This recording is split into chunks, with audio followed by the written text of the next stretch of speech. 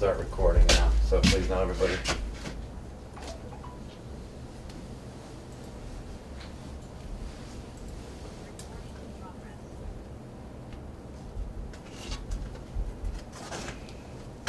Okay, good enough. So, welcome everybody, thank you for coming tonight.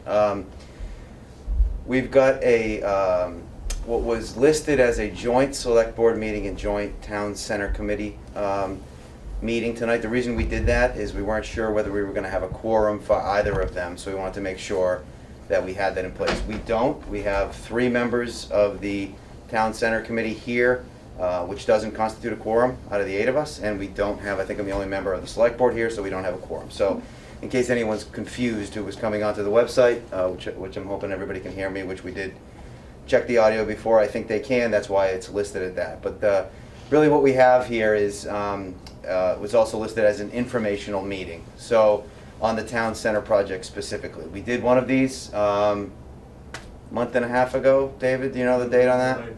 What's that? November 9th.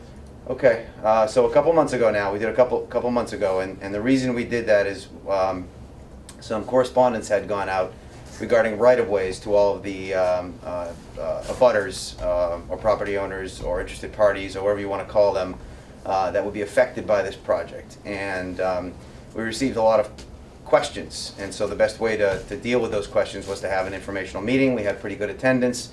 We did break out into some tables later on to go over specific questions people had about things.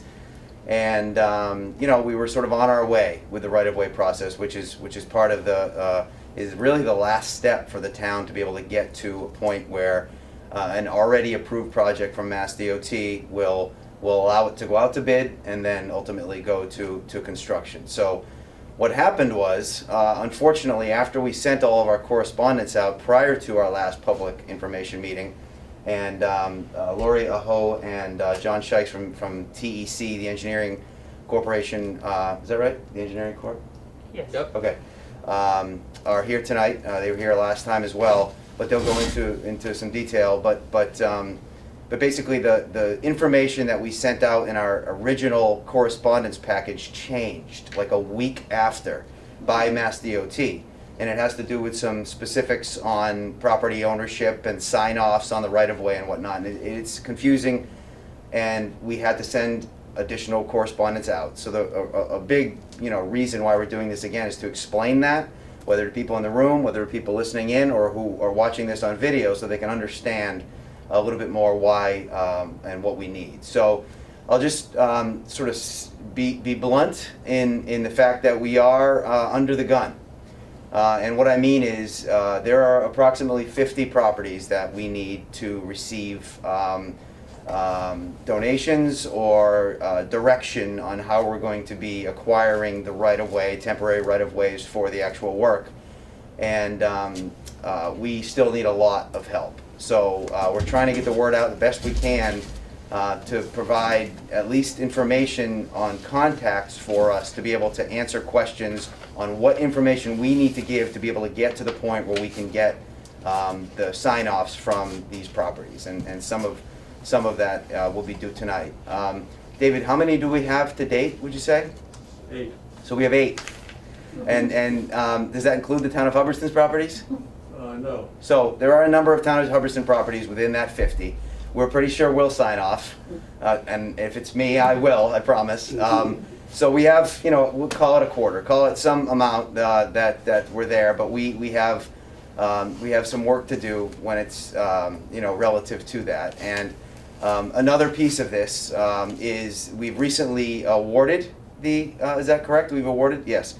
So we put out an RFP for an appraisal company to be able to do appraisals on properties that we don't receive a donation. So it's we'll go into that a little bit, but if we don't receive a donation, meaning go ahead and use my property for this purpose, I'm being very simplistic about it, but generally that's what it is. Then there's a certain appraisal process that has to go through where we have to get a certified firm that's approved by Mass DOT to appraise properties and say, okay, for this temporary, right of way, you have to pay $487 to this person for that. So that's the sort of thing that we recently put out the bid, recently awarded, got 4 bids, recently awarded to one firm to be able to do that. So that's happening in parallel to this discussion that we're having now. So that process, which was not previously ongoing, it was more informational at the time during our last meeting, that process, which we said was coming, is now going. So it's just another piece in case anyone has any questions. So I think that's enough from me. If anyone has any questions as we get through this, please let me know. But Lori's going to give it a little bit more information. I think this will overall be a pretty brief meeting as far as presentation-wise, and then we can go through any specific questions people have and sort of go from there. So please, Lori. I have a question. Yeah, sure. About the language, why they use the word donation, and which is temporary easement? Why? This is kind of confusing.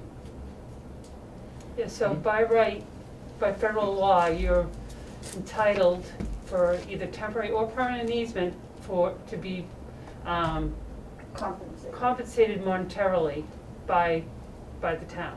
So that's why when they call it a donation, it's not a permanent donation, but it's got a 3-year, for 3 years you're giving the town a temporary easement, or the state, to do the work on your property.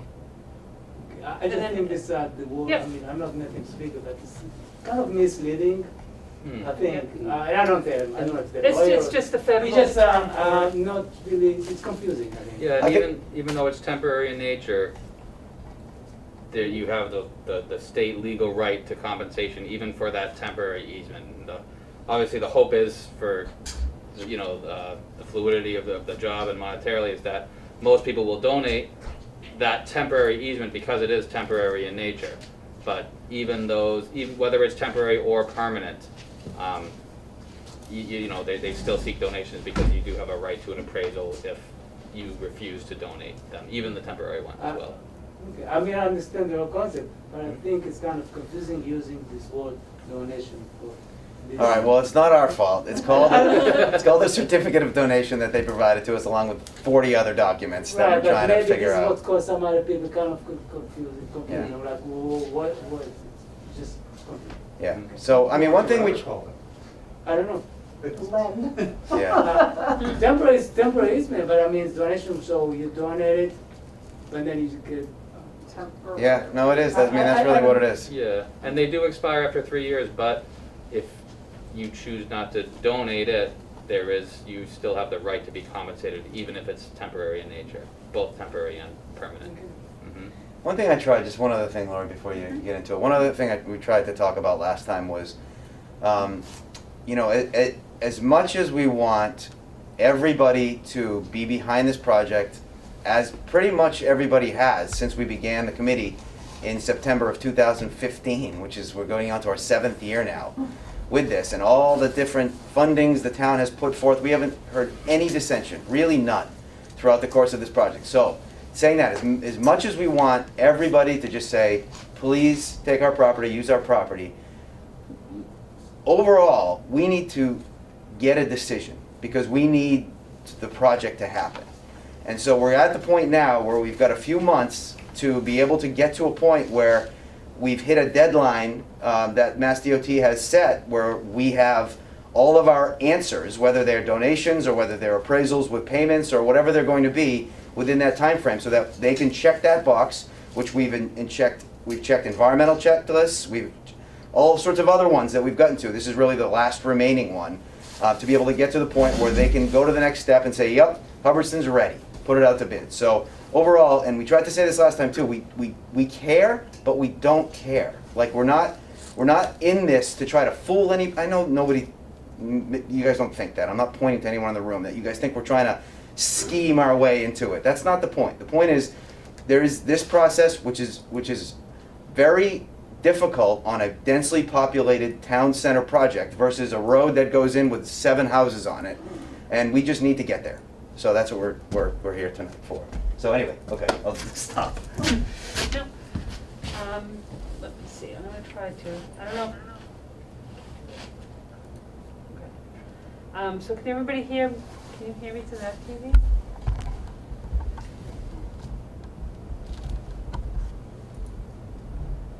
This is gonna be interesting. You're muted. Oh, you knew Yeah, that. I was starting to do I was starting to have feedback if I started to talk. That was my only, my only concern.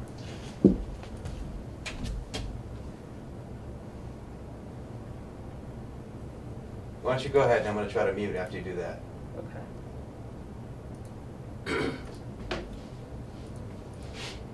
No, I can't pull it up. How's that? All right, so, good evening, everybody, and thanks, Dan, for the introduction, so. Try that again. So as Dan mentioned, maybe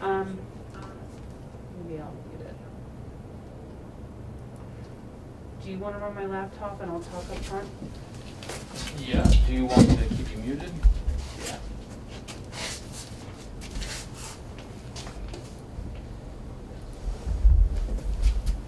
Let's try it this way. Okay. So good evening, everyone. Thank you. I'm Lori Aho. I am a PM for TEC on this project. I think most of you met me here last time where I did a presentation of the overall project. And as Dan mentioned, we're here tonight to just kind of give you an update on what's happened. So prior to that meeting, we had mailings that went out with certificates of donation to all the affected property owners.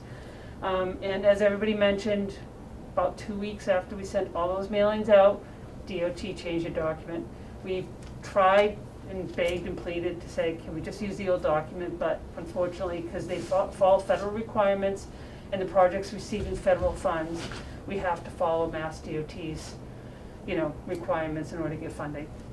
So on the week after Christmas, it was December 28th, we sent out some new mailings that everybody should have received hopefully by now, with the new certificate of donation. The thing that's changed from the previous one is it's not just the property owner, yourselves that have to sign off on that certificate, but if you have a mortgage on your home or your property, that mortgagee also has to sign off. So that's like essentially the biggest difference between the two certificates of donation. Since we were here last time, as Dan said, we had a lot of comments. So there are a couple of things that changed on the right-of-way plans. Go right ahead. To those. Sure. And I'm just gonna put those up real quickly, just to show you what some of the property changes that I've made. So I can't see the property number. This is 17 that so- you're on. Yep, so on number 17 Gardner Road, there was a request for a new driveway access. So we did put that in and sent that to DOT for approval. Next one. This is 9 Gardner Road. So 9 Gardner Road, there was a request for a larger curb cut there. And we did speak with the town and they gave approval for that, so that has been changed on the plans. Yeah. And Oh, this, sorry, too zoomed in. Oop. this last one This is 7 Gardner Road. is 7 Garden Road. Again, there was a request for a new driveway curb cut and we provided that on the plans as well. So a little history. So during our breakout session last time, we had, I think it was that table. Yep, there was 3 It was all- tables. All right, yeah. there were questions about where we bring how we put our vehicles in and that sort of thing. So basically, there were just comments on accessibility for sort of normal operations of the property owner, and TEC accommodated to the design to be able to talk to DOT to change them. So that's basically what those changes were on here, just for information. Yep. And then one other change is, which is this exact property? This is 1 Worcester Road. 1 Worcester Road, I'm sure everybody's familiar with this, it's the intersection where you pull out. So we had proposed a retaining wall there to help improve sight distance and cut that grade down. And there was concern about the apple tree, the non-such apple tree that's located on the property. So in order to accommodate that concern, Mass DOT wouldn't guarantee that, well, they would do everything in their power to relocate that tree and make sure it survives. It's like anything, can't guarantee anything. So we did our best to revisit this design and try to cut back that wall. So now that tree is going to stay in place and that wall length is being reduced. And then there's just one other property that actually does not involve right-of-way. Yeah, this was a fence that was improperly located on our plans that show that it was encroaching on the town layout, and we just put it in the right place. And as the property owner told us that this fence, they didn't believe that it was on public property, they thought it was on private property, and they were right. We went out and measured it, put the fence in the correct place. It's on their private property, so they know it's no longer an encroachment. Yeah, so this is at 24 Main Street, I believe. It was a change since we had done the original survey. So we sent someone back out there to field check that. So we just relocated that fence, and that no longer requires a license agreement. So those are the substantial changes since the last time we were here, but I am certainly happy to answer any questions that people have on the design or the property or layouts.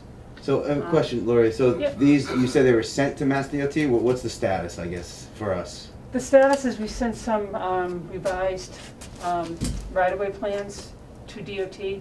The one thing we haven't sent back yet is about the wall on the corner of Brigham and Main Street. They approved that design, so now we have to carry that design through the plans and just get it through DOT. Okay, but generally a But formality. generally, it's a formality. It went through about 10 people at DOT. The landscape architect division at DOT was very interested in cutting back that wall to save that tree, so Okay. they worked with us on that. And Okay. just to add to what Laura said, these added driveway curb cuts and driveway modifications that were requested by the property owners at our last meeting, the revised packages that were mailed with the new certificate of donation had revised sketches that you see in front of you to show the property owners that we accommodated their requests, and that, you know, asking for the donation, we provided the curb cuts that you were looking for. So each of those property owners received revised plans with their new mailing to show that we provided that for them. Okay, so we have David Nixon in the back, who's the acting town administrator. David, could you talk a little bit about the time frame included in the previously mentioned by me recently awarded contract as far as assessments of properties? Right, so we received 4 bids, and we awarded it to Howard Dono, D-O-N-O, and Associates, and they've got a very good track record. They have to complete their work by February 25th. February 25th. So there's going to be a lot of appraising going on in the next couple of weeks in order for us to keep that schedule. Okay, thank you. And then, do we have specifics on, either the deadline or a general deadline from Shirley from Mass DOT relative to the, acquisition of these right-of-ways? Do we know that specific date? Is there a specific date, or is it just hurry up? Yeah, well, it's quick. February 28th for the appraisals being due Yep. was the absolute latest deadline that they can be provided, because once they create those appraisals and they create the review appraisals and they create the appraisal reports, Yep. then you have to send out notifications to all the property owners, and they have exactly 30 days to review those proposals and what's being offered, the offer letters. By law, 30 days is what everybody has to review those offer letters. So that's part of what the deadline is not only do they have to do the appraisals, then they have to write up the offer letters, and they have to distribute them or mail them to everybody, and then everybody that gets an offer letter has 30 days to accept that offer, and then everything goes through DOT, and then they check the boxes off, and once that's all done, and we have to file we have to file the easement plans with the Registry of Deeds once they're approved, and get those stamped and filed, and then we can before we can move forward with the project. And so only the properties that don't provide a certificate of donation Correct. would be getting the, The offer letters. right, Yes. okay. Okay. Real quick, just if I could just go back to this form, just to point out the difference. I know Lori talked about it. It's really this top line right here where it says, and this was explained in the new letter that went out to all the property owners. It says owner and mortgagee, so you'd write the owner of the property and right here, write who the mortgage lender is, and then their signature is required here. So the property owner's signature is required here, and the mortgagee lender authorized rep signature is required there. So for this donation, they'd need to, if they have a current mortgage on the property, they'd need to have a mortgage lender's authorized rep sign the form right here. And this signature spot from the mortgagee wasn't there in the original certificate of donation, but that's the change on the new form, is that you fill out in the top line who it is, and then their signature goes right there too. So I just wanted to point out those differences from the original form. There's a question back here. How do we get that signature? Because my mortgage company isn't local. Right. It would be contacting them and explaining the situation and finding out who signs on their behalf and who's an authorized rep that can sign for them. If they're not local, it might even involve mailing the certificate to them for their sign, or emailing it or faxing it to them. Basically, probably best bet is getting them on the phone and explaining the situation, and then I assume that they'd have some type of representative that could sign on their behalf and return it to you. Yeah, and this really isn't new. I know it's new to Mass DOT, but from what I understand federally, they've been doing this for a while, and Mass DOT hasn't been pushing it as much, but this really shouldn't be new to most mortgage, companies. They should be aware of. So for anyone, in the room and listening, we definitely want to help. So the last thing, I'm like half glad I don't live on Main Street so I don't have to deal with this, right? But we want to help. So please don't not deal with it because it's confusing, because it's confusing. I get it. But we're dealing with it. We have experts in the field that, can help us get answers to these things too. So please contact us. And when I mean us, I, specifically mean the executive office, which is David Nixon, who's back there, the acting town administrator. And if he's not there, we have contact information on our website for the select board. I'm on there, Dan Galanti. Don't hesitate to send us an email or whatever phone number you can find if you have any question about any of this stuff, because we'll try really hard to get your answers and sort of take the burden off you from trying to figure it out, because we really need to get this done. So I got 3 questions. Sure, Phil. Is the previous form acceptable if you don't have a mortgage? Or do we still have to fill out a new form that says there's no mortgage holder? It would probably be acceptable, but I think from DOT, because again, it's federal money, I would feel safer So if you we want just filled the everybody new to one. file a new form even if they've already submitted? Yes. I would What if you appreciate have that. multiple mortgages on your home? Do you need all of them to sign off, or is it just the primary mortgage? That's an excellent question. Because that's doubling or tripling the legwork for some people. Yeah, because I would have to talk to DOT, Yeah, that's a quite great honestly, to question. get Yeah, that it Write is. this question. down, We'll we'll ask. talk to Yeah. DOT. I mean, it's not uncommon to have a HELOC or something. Yep. Mhm. But yeah, that's a great question, and I will get back to And you. if people fail to submit this form, they're all gonna get the offer letter regardless. And does that also involve the mortgage company, or is the property owner able to say, yeah, just give me my $400 and be done with it? The offer letter, again, that's a good question. I have to look at I haven't filed the offer letters yet. But I don't think, no, it doesn't involve the mortgage company. It's just Because the if it's property too much of a owner. hassle to deal with a mortgage company, I can see people just saying, well, okay, I'll just take the money they offer when it comes around rather than making a donation. Because you're a pretty short timeline to do all this, right? Correct. But we still would need your, the property owner would still have to sign off on the appraisal, yes. So one other factor here, those are good questions, Phil. Don't ask anymore. One other factor is we as a town are not, we don't have, as everybody knows who lives here, unlimited funds, right? So we have money that we've allocated at different recent town meetings for right-of-way process for this purpose, to pay for TEC's assistance, to pay for what we've been talking about here. And then we've been creative on trying to come up with additional funds to make sure that we've got some sort of a buffer in there, so we don't get to a point where we don't have any money left and we have no way to ask for it until some other sort of a town meeting, and we don't want to get to that point. So I hear you that it may be less of a hassle, but we're still asking people to try, because it'll help the town out, for the less we have to do on this process, whether it's time or money, is helpful. So anyone else have any questions in the room here? And these can be specific to the process we're talking about or your own properties as well. Yeah. I was sorry to interrupt you. Yeah, we're just gonna say, once this formal part of the meeting ends, we'll hang around. If anyone wants to look at their property on these plans and ask us specific questions, we'll be here to answer those. Yeah, I have a question. Regarding the construction, I believe, different driveways have different level.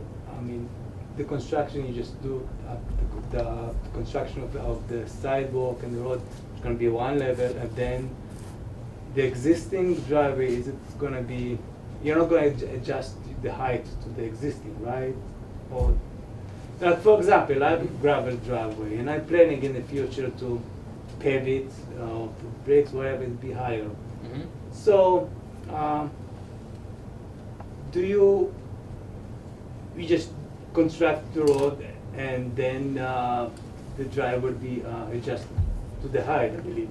This is Absolutely, yeah. Your driveway aprons will definitely be adjusted to the project. Our goal is always to impact properties as little as possible, with the context of the road. The contractor is required to keep access to your driveway open at all times. So there'll never be like a week where you can't get in or out of your driveway because of the road. They'll put in some temporary asphalt to bridge any gap from the driveway and the sidewalk, construction.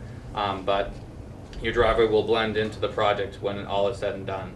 Yes, and I have some cross sections here for specific properties. So if you have a question about how your specific driveway is impacted, I'm happy to take a look at a cross section with your driveway and show you what the plan is for your specific property. The road and since there's a shared use path and sidewalk going in and there's no shared use path today, in general it's going to be where it is, but it's not.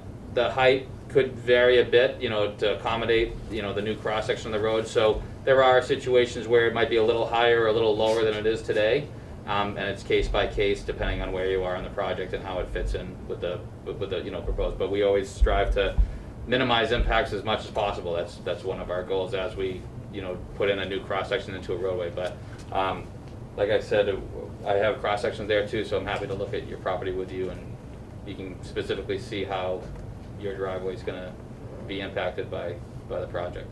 Yeah, but I think my question is more, if I need to do some changes, should I do it now or before the project? Or wait, this is because my driveway is kind of temporary. So Sure.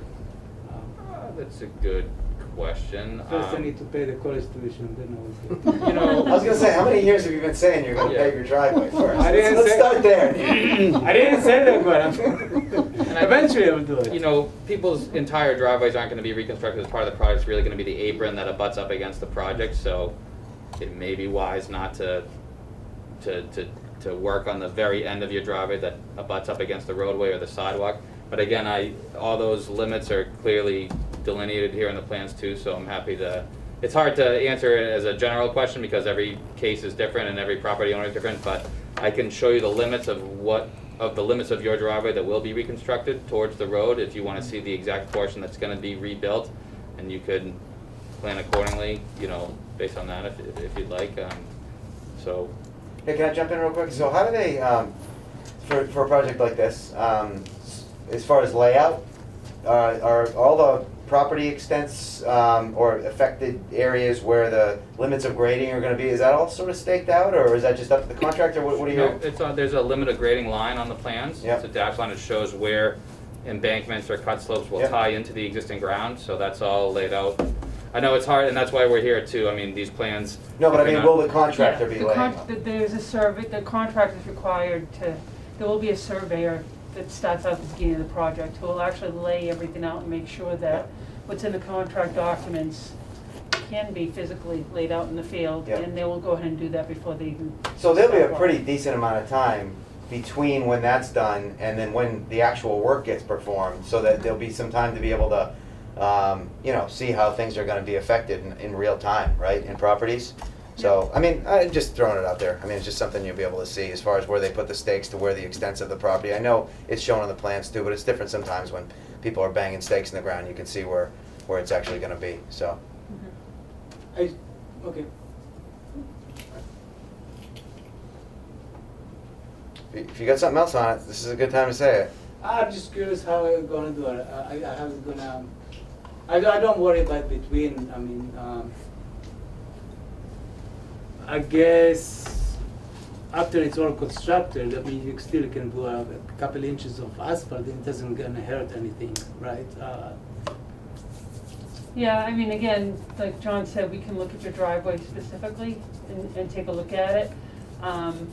Cause all, the Shady's path is gonna go through all the driveways, so there is gonna be some impact to all the driveways. Yeah, I would say to look at it, Yeah. right? I mean, Yeah, I don't think definitely. we can I'm happy predict to- it. Yeah. I think Yeah. you'll feel I'm better just once you curious look at how it. it works. Yeah, yeah. Sure, yeah, no, I'd strongly encourage you to hang out for just a few minutes after we're, and take a specific look at it. And I think you'll feel a little bit better knowing exactly what's gonna be happening at your property.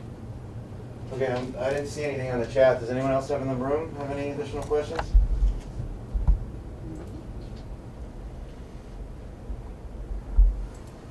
No, okay. Anything else from you guys on specifically this piece of this?